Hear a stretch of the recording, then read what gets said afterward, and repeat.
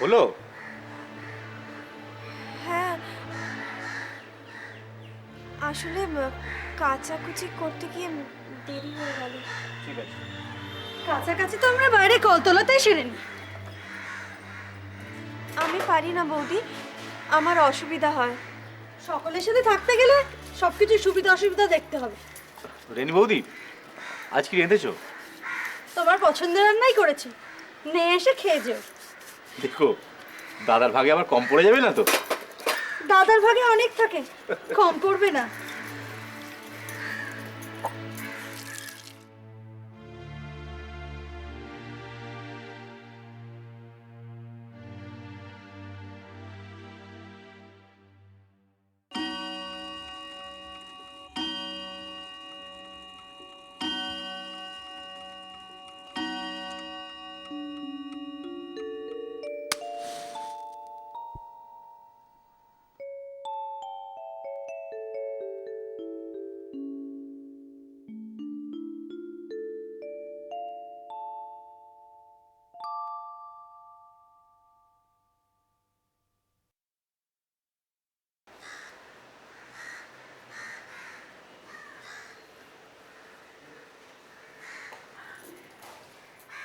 রাগ করেছ? আমাকে বলছেন? আর এখানে কি আছে বলো? আসলে কি জানো, দেবু অনেকক্ষণ ধরে অপেক্ষা করছিল। আরে এমনই ভালো মানুষ, একটু যে জানান দেবে। আমারই অন্যায়। না না, অন্যায় কিসের? একদিন তো একটু দেরি হতেই পারে। এই দেখো না, দেবুর বৌদি সুলতা রোজ দুবেলা স্নানে ঢুকলে আর বেরোতেই চায় না। আরে ও বাবা,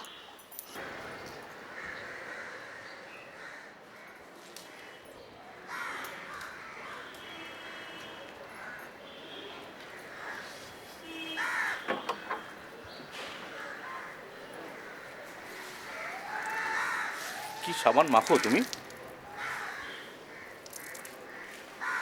কেন? তুমি কলঘর থেকে বেরিয়ে এলে খুব সুন্দর একটা গন্ধ থেকে যায়।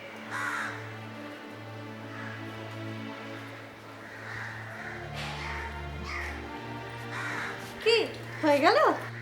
হ্যাঁ, স্নান করতে আর কতক্ষণ সময় লাগে? কি রান্না করেছো আজ?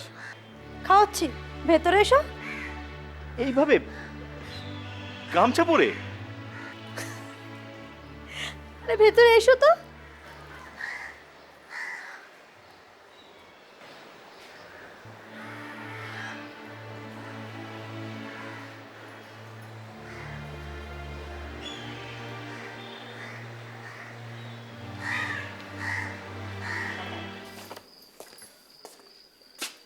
বাসু, আজকে তো দেরি হলো কেন?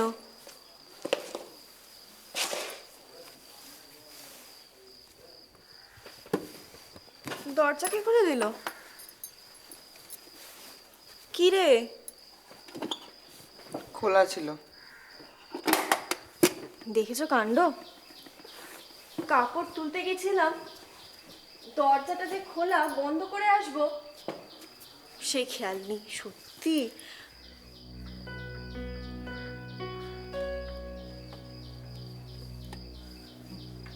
কি হয়েছে?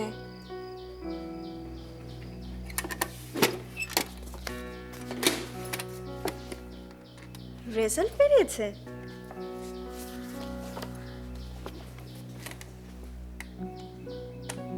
ইংলিশে 30, অঙ্কে 21, ফেল তো।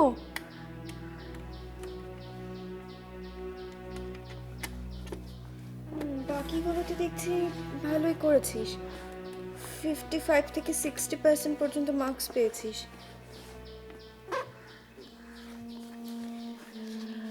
তার মানে ইংরেজি আর অঙ্ক, এই দুটোতে তুই খুবই কাঁচা। এই দুটোতে না তোর একটু গাইডেন্স দরকার। স্কুল ফাইনালের এখনো তোর 2 বছর দেরি আছে। একজন যদি টিউটর রাখা যায়, আর তুই যদি ফাঁকি না দিয়ে মন দিয়ে পড়াশোনা করিস, তাহলে ম্যানেজ হয়ে যাবে। সে তো ম্যানেজ হয়ে যাবে, কিন্তু বাবা কি রাজি হবে টিউটর রাখতে? ও নিয়ে তুই ভাবিস না, বাবাকে যে করেই হোক রাজি করাতে হবে। আমি বুঝিয়ে বললেই বাবা রাজি হবে। আমার পড়াশোনার ব্যাপারে তো বাবার খুব উৎসাহ ছিল। চিন্তা করিস না। তুই তো পড়াশোনায় ভালো ছিলি, যদিও 9 পর আর পড়াশুনো করতে পারলি না। তখন কি আর আমার পড়াশোনা করার মতো অবস্থা ছিল? বাবার সাধ্য ছিল না পড়ানোর, মাকে ওই অবস্থায় ফেলে রেখে পড়তে যাওয়াটাও সম্ভব ছিল না। বাদ দে আমার কথা। তোকে তো পড়াশোনা শিখে মানুষ হতেই হবে। বাবাকে নিয়ে তুই ভাবিস না, বাবাকে আমি ঠিক বুঝিয়ে রাজি করিয়ে নেব। আর রইল বাড়তি কটা টাকার কথা, ও আমি সংসার খরচ থেকে সামলে নেব।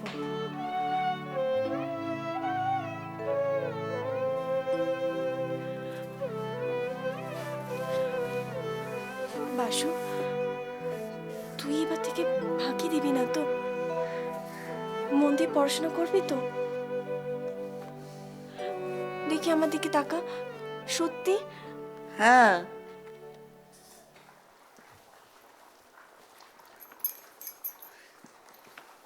এই সুধা, ও আজ রোববার, জামাইবাবু বাড়িতে থাকবেন, সকলে একসঙ্গে মিলে খাবো, তাই জন্য মাংস টাংস রেঁধে নিয়ে এলাম।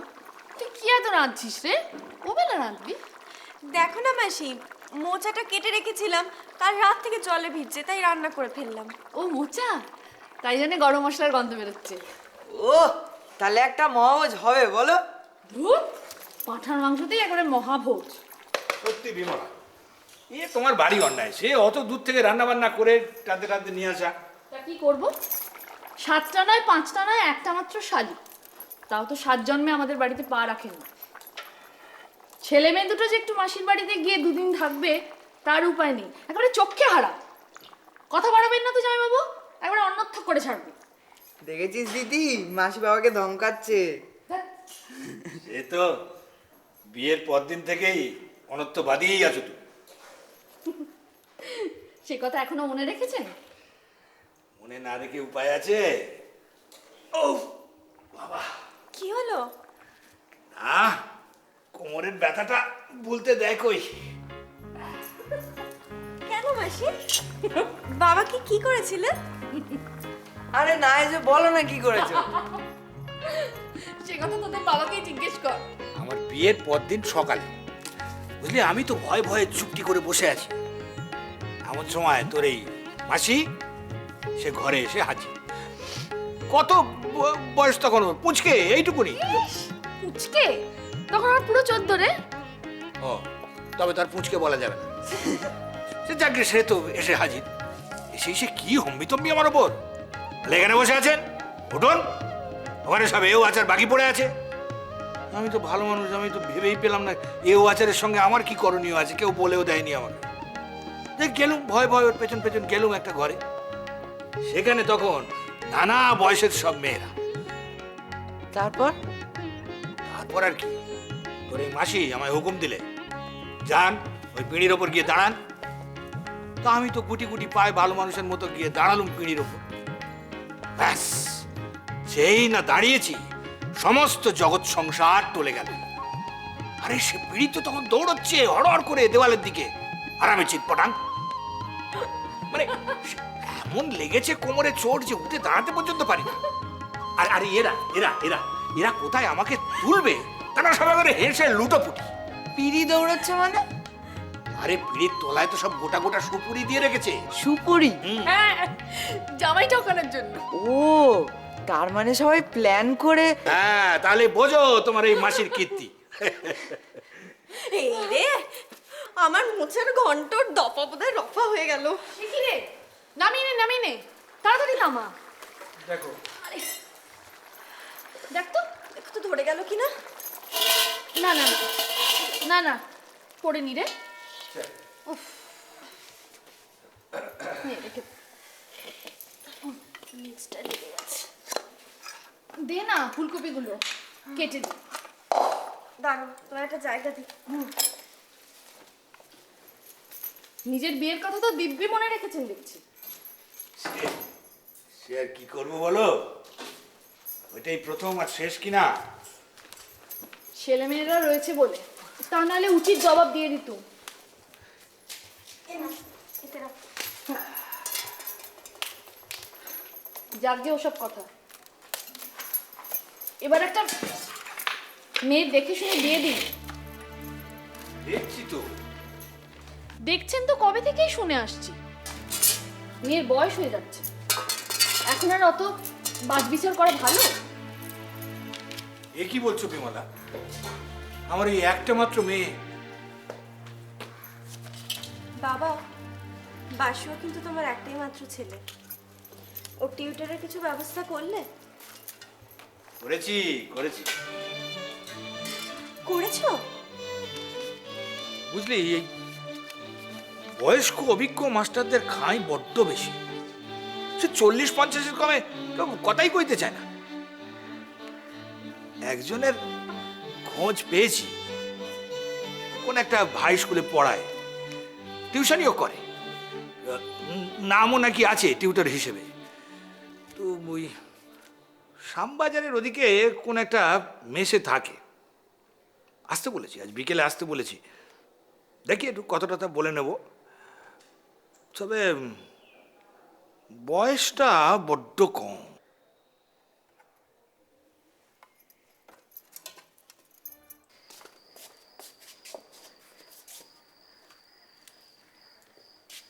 এই তো এসে গেছে। নে, তোর জন্য মাস্টার ঠিক করে দিলুম। মন দিয়ে পড়াশোনা করবি, কিন্তু ভালো রেজাল্ট করতে হবে। হ্যাঁ, আপাতত 20 টাকা দেব, তবে রেজাল্ট যদি ভালো হয় তাহলে আলাদা বকশিস পাবেন। ও যদি পরীক্ষায় ভালো রেজাল্ট করে সেটাই তো আমার কাছে বড় বকশিস। হ্যাঁ, তা তো বটেই, তা তো। আমার মেয়ে সুধা। আজ তাহলে আসুন, বাড়ি তো চিনেই গেলেন, কাল সন্ধ্যে থেকে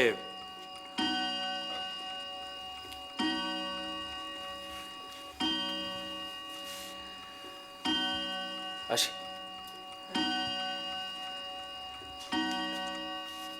এই বাসুর মতো বয়সে আমি কিন্তু মোটেই শান্তশিষ্ট ছিলাম না, জানিস। খুব ডানপিটে ছিলাম। এর বাগান থেকে কলা, ওর বাগান থেকে মূলো, পুকুর থেকে মাছ সব দল পাকিয়ে চুরি করে বেড়াত। আর নালিশের পর নালিশ আসতো বাড়িতে। ঠাকুর দাদা কিছু বলতেন না? জানতে পারলে পিটিয়ে ঠান্ডা করে দিত। কিন্তু ওই স্কুলের রেজাল্টটা তো ভালোই হতো, তাই আশকারা না দিলেও বাবা ভালোই বাঁচত। কিন্তু এই বাসুটা, ও তো বাড়িতেই থাকে, বাড়ি থেকে বেরোয় টেরোয়ও না। ওর যে কেন রেজাল্ট ভালো হচ্ছে না।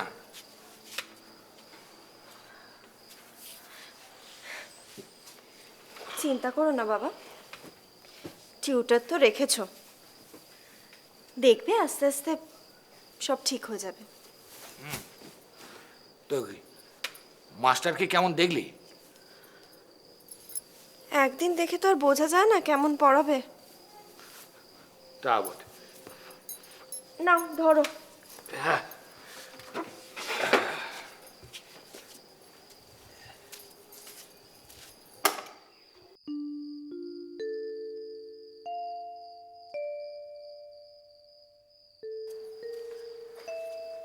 বুঝলি সুধা, অনেকদিন হলো সব যেন কেমন আটকে গেছি। একটু বাইরে থেকে ঘুরে এলে হয়। বেশ তো, যাও না ঘুরে এসো। দূর বোকা, আমি একা যাওয়ার কথা কে বলছে? সবাই মিলে যাব। সত্যি সত্যি যাবো আমরা? যাবো রে, যাবো। আগে তোর বিয়েটা দিয়ে নি, তারপর তুই, জামাই, বাসু, আমি সবাই মিলে যাব। আচ্ছা সুধা, তোর তোর কোনটা বেশি ভাল লাগে? কোনটা বেশি টানে তোকে, পাহাড় নাকি সমুদ্র?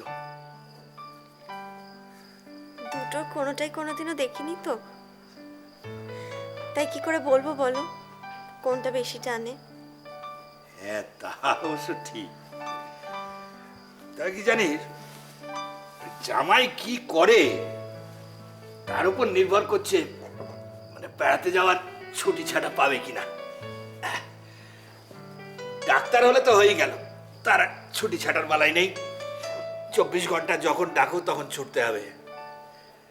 উকিল হলে ভালো, কোর্টে ছুটি ছাটা তবু থাকে। কি রে হাসছিস যে?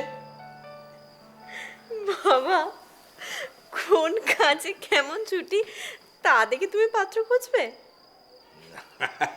তা কেন? আচ্ছা তোর তোর কোনটা পছন্দ বল? ডাক্তার, উকিল, ইঞ্জিনিয়ার নাকি প্রফেসর? কি রে কিছু বললি না যে? তোমার পছন্দই আমার পছন্দ।